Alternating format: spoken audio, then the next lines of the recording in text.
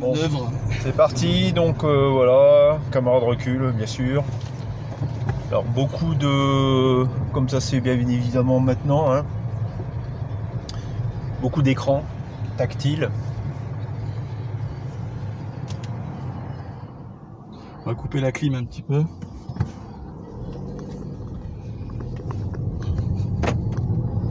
Voilà, donc on est parti.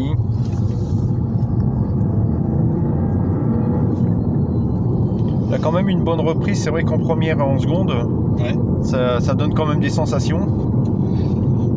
Bon après, faut trouver les opportunités de conduite pour pouvoir essayer la voiture comme on l'entend, comme on le souhaite.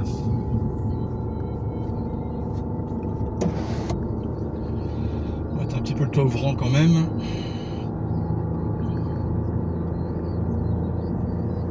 Si je le montre tout de même. Vue arrière.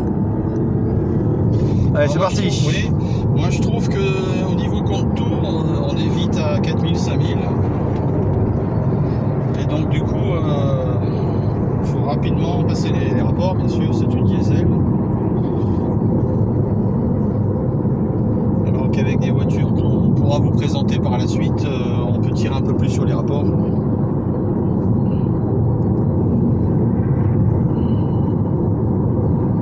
On peut monter facilement à 6000.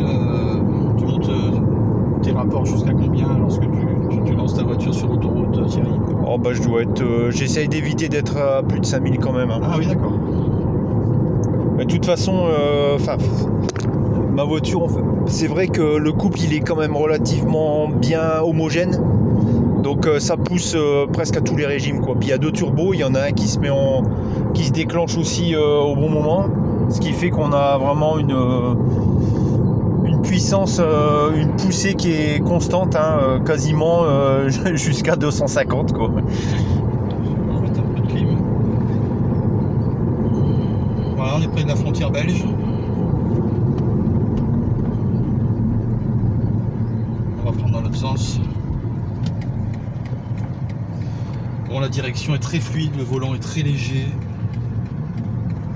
Bon, c'est une voiture neuve, certes, mais bon, tu as ce toucher là aussi sur ta BMW. Ouais.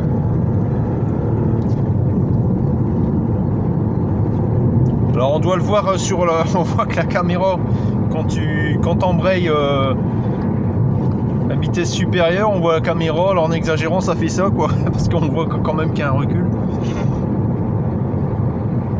Donc c'est révélateur. Alors peut-être que dans une autre voiture ça ferait ça tout le temps. Après on verra peut-être au freinage ce que ça donnera, peut-être ça fera ça. Ah, on pourrait tester le freinage, c'est vrai. Bon, alors l'idée ça serait de freiner en lâchant le volant pour voir si la voiture elle maintient son cap. Et en tombant dans le canal. Mais en fait non, raté. Glou glou glou. Un peu d'humour, c'est important l'humour. C'est dans un film camping ça. L'appât est là. L'appât est là. Donc on a testé et bah en fait non ça marche pas. Voilà. Donc surtout ne reproduisez pas ça.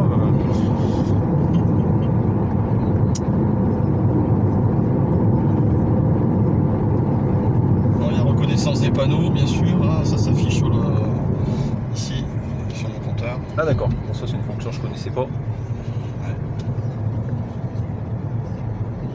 On va laisser passer les perfs après. Et voilà. Mais comme ça donnera l'occasion de voir encore l'effet de l'accélération. On est en première. Ouais, On passe la seconde. Oh, j'essaie de maintenir le téléphone. en gros la seconde c'est jusqu'à à peu près 70 km on va dire à peu près. Ouais. Un beau petit levier de vitesse. Ah, c'est pas mal. Avec le rappel du pack M. Oui. Donc du coup c'est intégré d'usine quoi. Oui. Et puis aussi beaucoup de commandes au volant.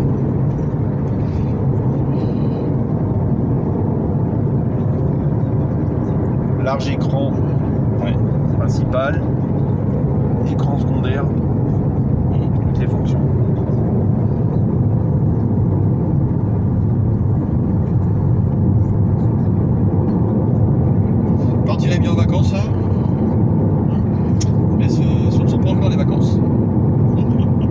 ça y ressemble. Alors aujourd'hui, oui, hein. Nous sommes dimanche. C'est le week-end. Il y a des paysages quand même bien sympathiques hein, pour faire nos tests. Oui. Alors le prochain test pourrait être, parce que là c'est un véhicule de prêt, pourrait être un Z4 de 2004, de 85. Voilà. Mais même avec un véhicule de prêt, on peut aller loin. Hein. Oui. Ensuite on pourrait présenter ton véhicule, Thierry. Ouais. T'as 335 diesel. Ensuite, on pourrait présenter un autre de mes véhicules, une Mercedes CLS 350 V6 essence de 2004. Et ensuite, d'autres possibilités. Le Z4 aussi. Ouais, je l'ai dit. Ce sera la prochaine dans l'ordre. On restera chez BMW. Après, il y a une Opel Corsa aussi. Tout à fait, citadine.